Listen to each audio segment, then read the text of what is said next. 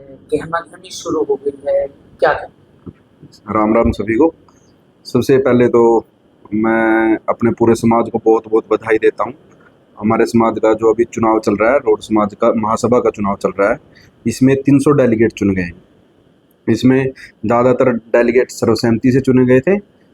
कुछ डेलीगेटों का चुनाव था जो लास्ट संडे ही पूरा हुआ है, और सभी के सभी जो चुने गए हैं उनको भी बहुत बहुत बधाई, शुभकामनाएं। और जो नहीं भी चुने गए हैं, जिम्मेवारी समाज के प्रति उनकी भी बराबर की बनती है।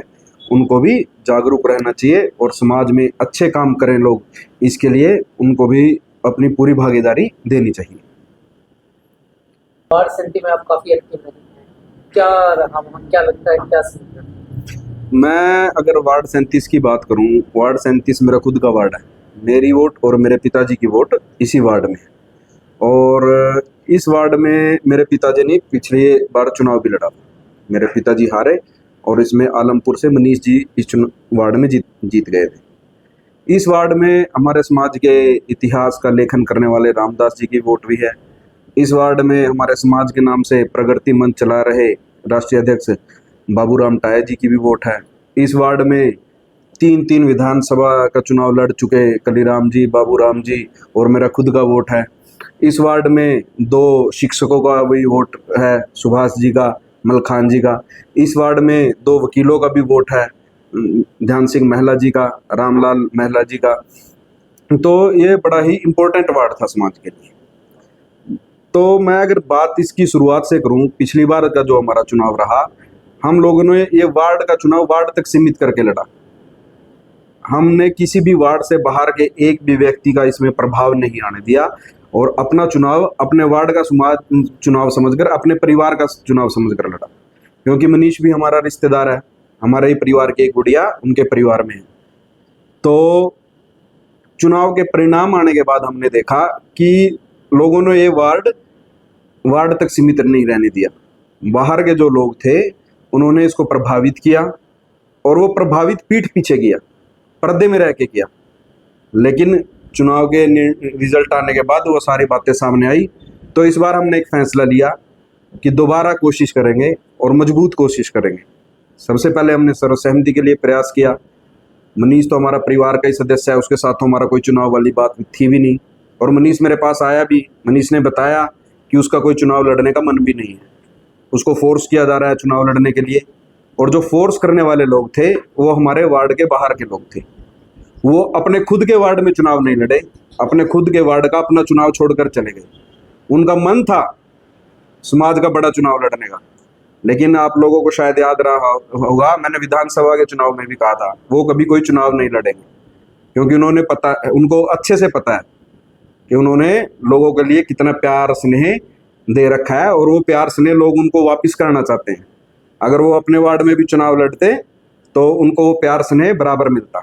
तो अब आई हमारे वार्ड की बात, बड़े प्रयास हुए, और मैं तो बड़ा ही अब शॉक्ड हूँ रिजल्ट आने के बाद भी ऐसी ऐसी बातें सामने आ रही हैं।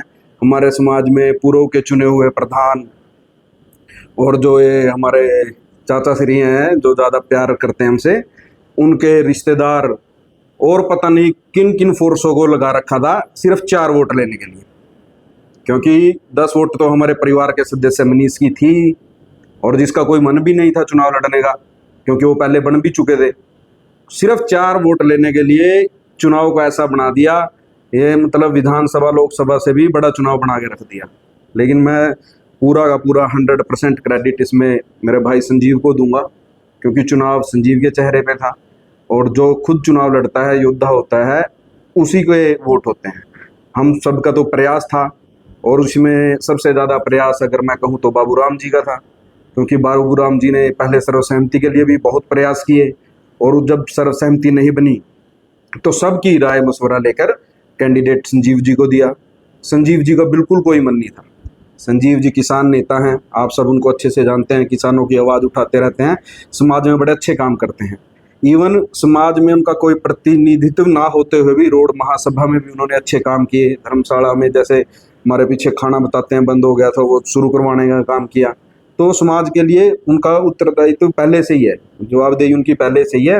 तो इन बातों को देखते हुए बाबूराम जी ने उनका चयन किया, और हम सब लोगों ने उनका साथ दिया। लेकिन मैं फिर एक बार कहूँगा, ये सिर्फ और सिर्फ संजीव को मैं इसका 100% क्रेडिट इसलिए देता हूँ क्योंकि जिसके चुनाव नाम पे होता है, हर वोटर उसके नाम पे तब भी सहमत होता है जब उसका व्यवहार अच्छा होता है। संजीव ने ये वोट जो लिए है, एक एक वोट लिए अपने व्यवहार पे वोट लिए हैं, किसानों की आवाज़ उठाकर वोट लिए है, क्योंकि जो मेरा समाज है वो किसान समाज है। आज ठीक है, हम व्यापारों में भी अच्छे हैं, हर परिवार कोई ना कोई व्यापार कर रहा है, हमारे बच्चे विदेशों में भी हैं, हमारे लोग पढ़े लिखे भी गए हैं, नौकरियों में भी हैं, लेकिन अगर हमारी कोई जड़ है तो वो किसानी है। और आज की डेट में मैं बोल सकता हूँ, अगर कुरुक्षेत्र में कोई किसानों की आवाज़ है तो हमारा भाई संजीव आलमपुर से है। और मुझे पूरी उम्मीद है वो इतनी ही मजबूत आवाज़ हमारे समाज की भी बनेंगे।